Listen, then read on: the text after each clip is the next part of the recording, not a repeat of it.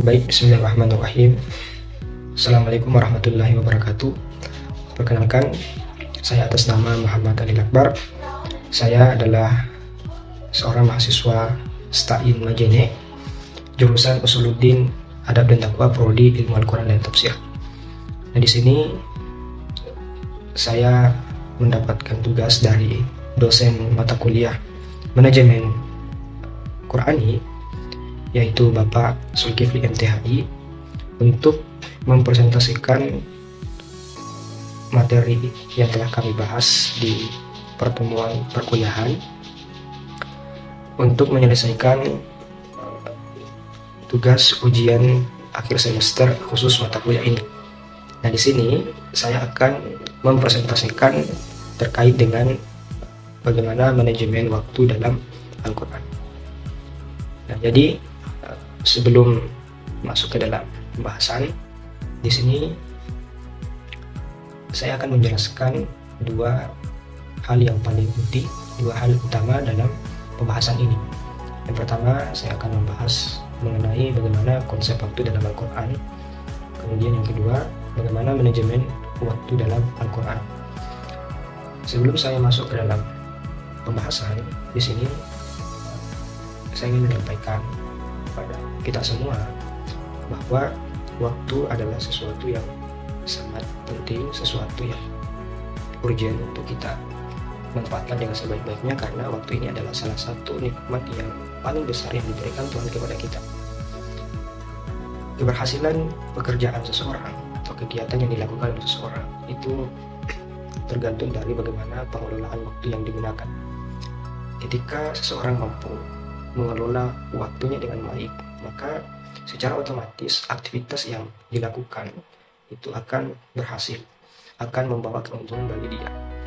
Nah, begitu pun sebaliknya, seseorang yang tidak mampu memanfaatkan waktu dengan baik, dengan efisien, maka dalam berbagai aktivitasnya dia akan menemui kendala-kendala dan akan bertemu dengan kerugian. Di sini langsung saja, kata waktu sendiri dari segi bahasa itu punya 4 makna. Pertama, waktu merupakan seluruh rangkaian saat yang telah berlalu, sekarang, dan yang akan datang. Kemudian yang kedua, waktu juga bisa bermakna saat tertentu untuk menyelesaikan sesuatu hal. Kemudian yang ketiga, waktu biasa diartikan sebagai kesempatan, tempo atau peluang. Kemudian yang keempat, waktu juga biasa diartikan ketika atau saat terjadinya sesuatu. Itu terkait dengan makna waktu secara umum atau secara bahasa. Bagaimana kemudian waktu atau term waktu ini digunakan dalam Al-Quran itu sendiri? Nah, kata waktu dalam Al-Quran itu menunjukkan batasan tertentu atau batasan waktu tertentu dalam menyelesaikan sesuatu hal. Sehingga dari sini Al-Quran sering menggunakan waktu dalam konteks yang terbatas, dalam konteks yang tertentu dalam satu masa. Misalnya dalam potongan ayat di mana Tuhan Allah Subhanahu wa taala berfirman, "Inna sholata kanat 'alal mu'minina kitaban mawquta." Jadi sesungguhnya sholat itu atas orang-orang mukmin itu adalah waktu yang ditentukan. Itu tentang penggunaan waktu, kata waktu dalam Al-Quran. Nah, selain kata waktu, di dalam Al-Quran sendiri juga menggunakan term-term yang lain dengan makna-makna yang bervariasi pula yang menunjukkan tentang waktu. Itu terkait dengan waktu dalam Al-Quran. Nah, kemudian bagaimana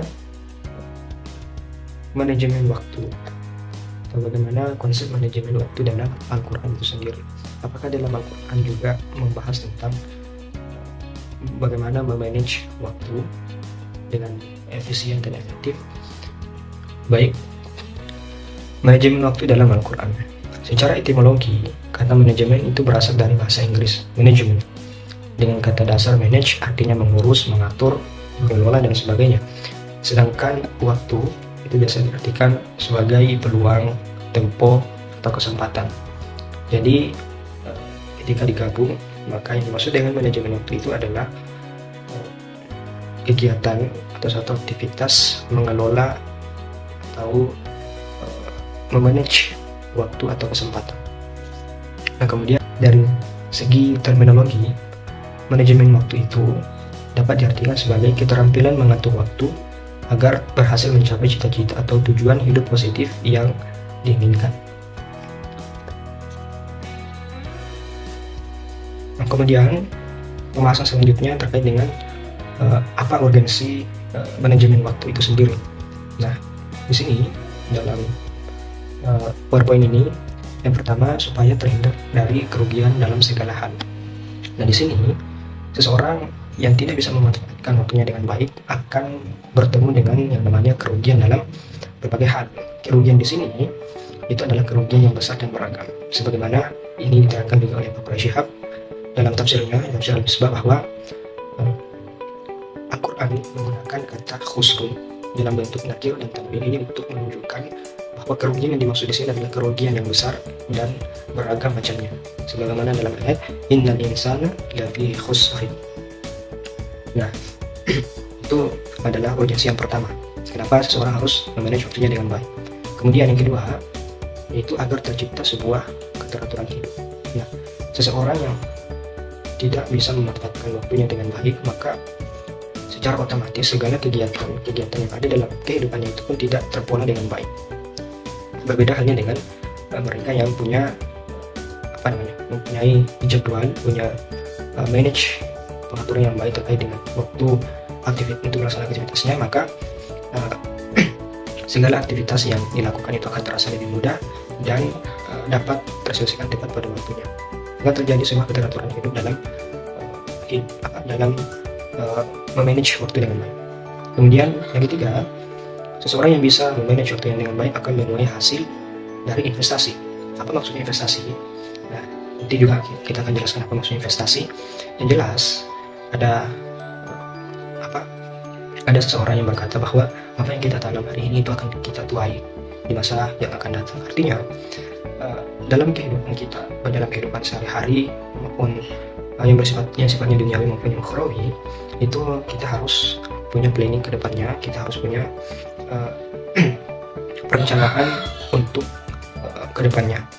Karena kita sebagai manusia yang terbatas, manusia yang lemah, itu tidak mengetahui hal-hal apa yang akan terjadi nanti di masa depan. Sehingga untuk mengkantor, untuk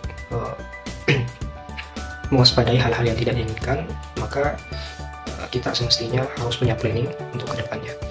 Nah, jadi ini juga salah satu urgensi kenapa waktu sangat penting untuk kita kelola dengan efisien.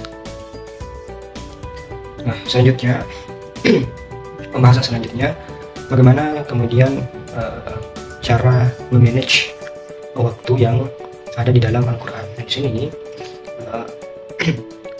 penulis mencoba untuk mengangkat atau merumuskan bagaimana Al-Quran memberikan solusi dalam memanage waktu. Nah, di sini yang pertama ada beberapa cara dalam memanage waktu. Yang pertama yaitu menerapkan pola berpikir investasi atau planning. Nah, ini yang saya sebutkan sebelumnya, bahwa seseorang yang punya manajemen waktu yang baik itu pasti punya planning ke depannya, bagaimana dia mempersiapkan segala hal untuk menghadapi situasi atau masa yang akan datang. Nah, ini juga sudah dipraktekkan sebagaimana para nabi, misalnya Nabi Yusuf alaihissalam ketika menghadapi paceklik pada saat itu, kemudian bagaimana Nabi Muhammad dalam segala aktivitas kehidupannya pun penuh dengan perencanaan yang akan dilakukan ke depannya. Di sini dalam Al-Quran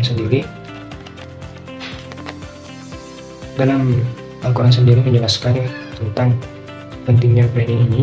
Misalnya dalam Al-Quran surah Al-Hasyr surah ke-15 ayat 18, di mana Allah berfirman, "Hai orang beriman, bertakwalah kepada Allah dan hendaklah setiap diri memperhatikan apa yang telah diperbuatnya untuk hari esok akhirat, dan bertakwalah kepada Allah, sesungguhnya Allah mengetahui apa yang kamu kerjakan."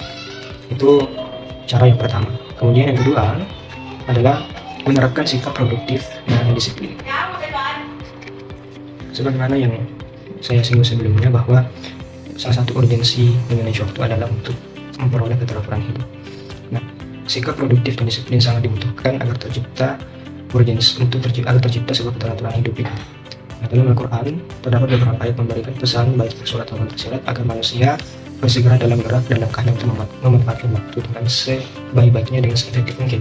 Misalnya dalam surah Asy-Syarah ayat 7 Allah berfirman, "Faidza faragta fansab wa ila rabbika farghab." Maka apabila kamu telah selesai dari satu urusan, maka kerjakanlah urusan selanjutnya dengan sungguh-sungguh.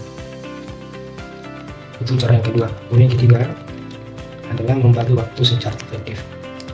Terkait dengan hal ini, salah satu hal yang membedakan antara manajemen Islam dengan manajemen Barat adalah pembagian waktunya. Nah, di Barat, sebagian dari mereka cenderung melakukan aktivitas selama satu hari full. Jadi tidak ada kesempatan untuk yang namanya beristirahat ataupun bercengkrama dengan para tetangga dan keluarganya. Yang berbeda dengan manajemen Islam itu sendiri, sebagaimana yang telah dikatakan oleh Rasulullah bahwa seorang muslim hendaknya membagi waktunya dengan pembagian waktu 1/6, atau 8 jam untuk diluangkan untuk ibadah, kemudian 8 jam untuk bekerja, kemudian 8 jam untuk istirahat. Nah, seperti ini cara yang diberikan oleh Nabi bagaimana seorang muslim hendaknya memanfaatkan waktunya selama dalam 24 jam. Dalam hal ini, dalam Al-Quran juga disinggung terkait dengan pembagian waktu ini. Misalnya dalam Quran Surah Yunus ayat 67, Allah berfirman, "Dialah yang menjadikan malam bagi kamu supaya kamu beristirahat padanya, dan menjadikan siang terang benderang supaya kamu mencari karunia Allah. Sesungguhnya pada negeri ini terdapat tanda-tanda kekuasaan Allah bagi orang-orang yang beriman." Kemudian selanjutnya cara yang terakhir yaitu mengisi waktu dengan hal-hal yang bermanfaat. Nah, dalam hal ini seseorang bisa mengisi waktunya, bisa mengisi kekosongan dalam hidupnya itu dengan berbagai aktivitas. Nah, dalam Islam sendiri itu tidak menganjurkan untuk mengisi dengan hal-hal yang negatif, tetapi hal-hal yang diperintahkan oleh Islam untuk diisi dalam kehidupan ini adalah hal-hal yang positif dan bermanfaat. Inilah yang dimaksud dalam surah Al-Asr, yaitu innal insana lafi khusr illa alladziina aamanu wa 'amilus shalihati wa tawassaw bil haqqi wa tawassaw bis sabr. Nah, di sini juga saya ingin menjelaskan bahwa dalam Islam sendiri tidak ada yang namanya waktu mujur ataupun waktu siang. Waktu itu sifatnya relatif. Jadi dalam dosennya Dr. Syihab ini juga disinggung terkait dengan istilah waktu mujur atau waktu siang ini, dan salah satu yang menolak juga istilah ini adalah Syekh Muhammad Tabdo. Jadi beliau mengatakan bahwa waktu itu relatif. Kesialan yang didapatkan oleh seseorang ataupun keberuntungan itu tergantung dari bagaimana orang tersebut memanage waktunya.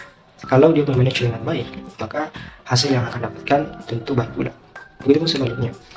Jadi tidak ada istilah waktu sial ataupun waktu mujur dalam Islam itu sendiri. Waktu itu bersifat netral. Nah, semestinya sebagai seorang muslim itu harus mengisi waktu dengan hal-hal yang bermanfaat, hal-hal yang positif. Jadi beriman saya tidak cukup. Harus dibarengi dengan amal-amal soleh, yaitu amal yang bermanfaat, amal yang positif. Jadi mungkin itu yang sempat saya sampaikan pada kesempatan ini. Semoga apa yang saya sampaikan bisa bermanfaat buat kita semua. Sekian dari saya, semoga kita semua dapat memanage waktu kita dengan efektif, dengan sebaik-baiknya. Akhirul kalam, mohon maaf atas segala kekurangan. Allahumma fiqh ila aqwamit thariq. Assalamualaikum warahmatullahi wabarakatuh.